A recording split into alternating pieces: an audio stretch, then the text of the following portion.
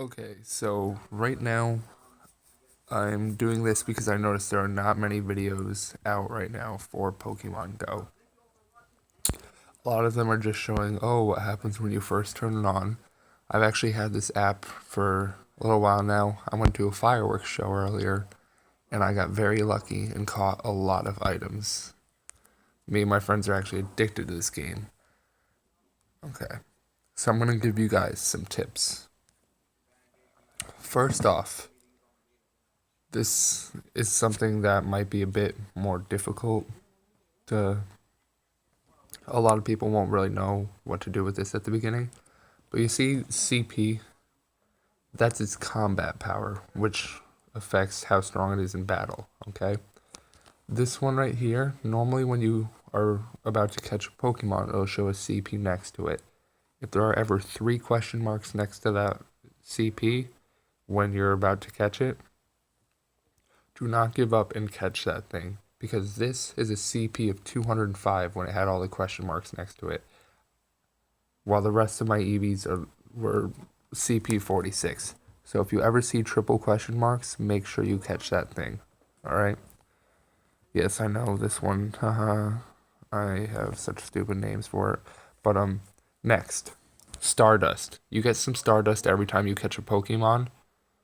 And if you already have caught, let's say, right here, I've got a Pidgeotto, okay? If you see more Pidgeys or Pidgeottos, whatever, make sure you get them. You may be wondering why, and I'm going to show you right now. Even though these two are actually pretty strong Pidgeys, I'm going to get rid of them to show you what happens. See these Pidgey candies? You get 3 candies every time you capture a Pokemon of that kind. So let's say I caught another Pidgey, you would get 3 Pidgey candies. But you can click this transfer button. What the transfer button will do is it gets rid of it, kind of like how you can release Pokemon from your storage in the actual games. In the exchange, you get a Pidgey candy.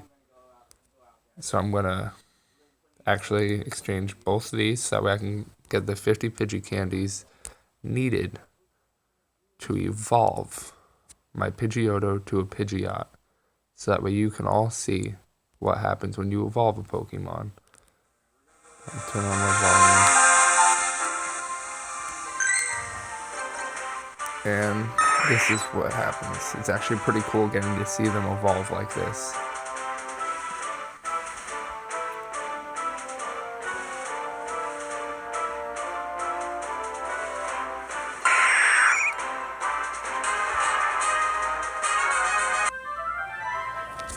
And now I have a Pidgeot, which is great. So what happens when you evolve it is it gets a lot more power. See that? 306 CP now. And it's got 55 HP. I have 1 Pidgey candy left because you get one for doing that, evolving them. So I'm going to power it up to show you what happens when you power it up. See that? You get more CP and more HP. CP is basically attacking this game because they don't have defense or anything like that, just attack. So it's pretty cool, honestly. There's a lot of different Pokemon you can catch depending on where you are. What happens is there'll be... Oh, nice. Alright. So I'm a level 7 right now. I'm not going to be able to show you how to catch Pokemon here because there's no Pokemon where I am right now. I'm in the middle of nowhere. But what'll happen is they'll show up here, alright? Depending on how far away from the Pokemon you are, it'll have 1 footprint, 2 footprint, or 3 footprint. 2 footprint, 3 footprint are obviously further away than 1 footprint, which is nice to know. Here, you can look at your medals and what team you choose, which once you hit level 5, you choose a team. Okay, so this is where the medals are, so you can keep track of what you're close to getting, things like that.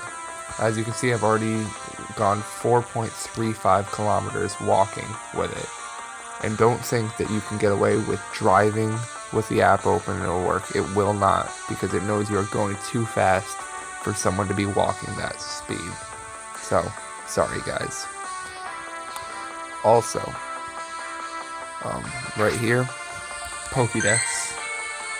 You can see Like, I've caught 21 out of the 23 I've seen. The only ones I didn't catch were Jigglypuff and Golbat because I ran out of Pokeballs. It was quite sad. Items.